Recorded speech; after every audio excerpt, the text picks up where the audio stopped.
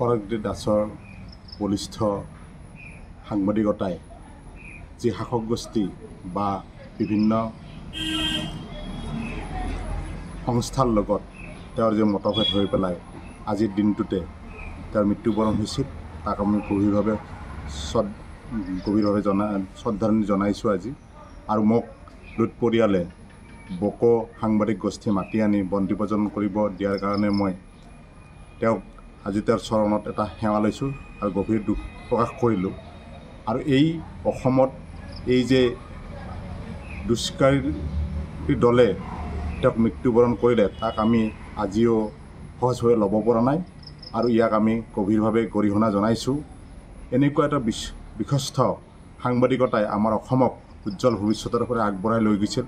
তেওঁৰ লিখনিয়েই হওক, তেওঁৰ ব্যক্তিত্বই হওক, আগবঢ়াই লৈ যোৱাৰ কাৰণে আমি অসমখনত আজি সাংবাদিকতা উজ্জ্বলভাৱে স্বীকৃতি পাইছিল, উজ্জ্বলভাৱে কাম কৰিছিল।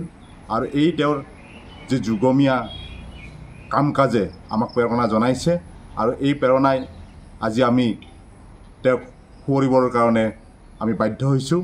আৰু আজি এই যি তেওঁৰ মৃত্যু দিৱস, এই দিৱসত তেওঁলোকৰ পৰিয়ালবৰ্গকে ধৰি সকলো সাংবাদিক গোষ্ঠীৰ এই দুখ প্ৰকাশত সমভাগী হ'লোঁ।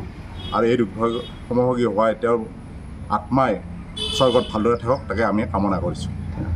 নিশ্চয়।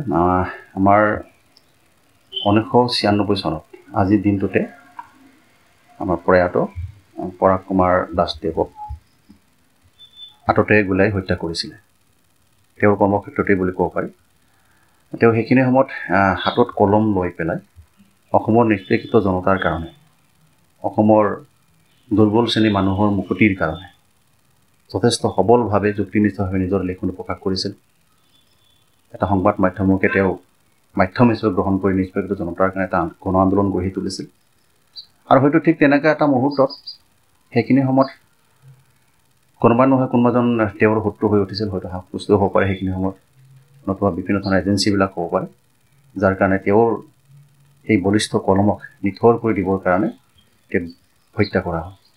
আজি তেওঁৰ সেই মৃত্যু দিৱসত আজি গভীৰতাৰে তেওঁৰ পৰাগ কুমাৰ দাসদেৱক স্মৰণ কৰিছোঁ। আৰু তেওঁৰ আত্মাই যাতে স্বৰ্গত থাকি আমাক আশীৰ্বাদ কৰে, অসমৰ মানুহৰ কাৰণে সদায় আশীৰ্বাদত থাকে, তাকে প্ৰাৰ্থনা কৰিছোঁ।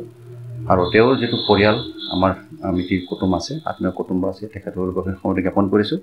কেৱল আশা কৰিছোঁ আমাৰ প্ৰয়াত পৰাগ কুমাৰ দাসদেৱে যি এটা নতুন পৰিৱেশ অসমবাসী ৰাইজৰ কাৰণে কৰি থৈ গৈছিল, মুক্ত মনে চিন্তা চৰ্চা ধ্যান ধাৰণা কৰিবৰ কাৰণে, মুক্ত মন প্ৰকাশ কৰিবৰ কাৰণে সেই পৰিৱেশ ৰচনা কৰি থৈ গৈছিল।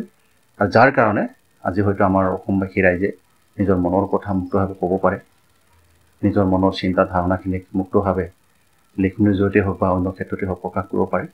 আৰু অসমত এটা নতুন পথ পৰিক্ৰমা তেওঁৰ জৰিয়তে পাবৰ কাৰণে সক্ষম হৈছে।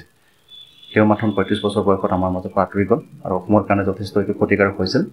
আৰু তেওঁ যি পথ আমাক দেখুৱাই থৈ গ'ল, তেওঁৰ আঁঠুৰা জীৱনটো যেনেকুৱা হৈ গ'ল, তেওঁ যিখিনি আঁঠুৰা কাম থাকি গ'ল, সেই আঁঠুৰা কামখিনি যাতে আমি অসমবাসী ৰাইজে কৰিব পাৰোঁ, তাৰ কাৰণে সদায় আমি নিশ্চয়কৈ চেষ্টা কৰাটো উচিত হ'ব। আৰু অসমবাসীৰ মানুহৰ কাৰণে তেওঁ যেনেকুৱা ধৰণে বিচাৰিছিল তেনেকৈ যাতে আমি কিছু হ'লেও কৰিব পাৰোঁ, তাৰ কাৰণে বোধহয় নতুন প্ৰজন্মই কাম কৰাটো উচিত হ'ব।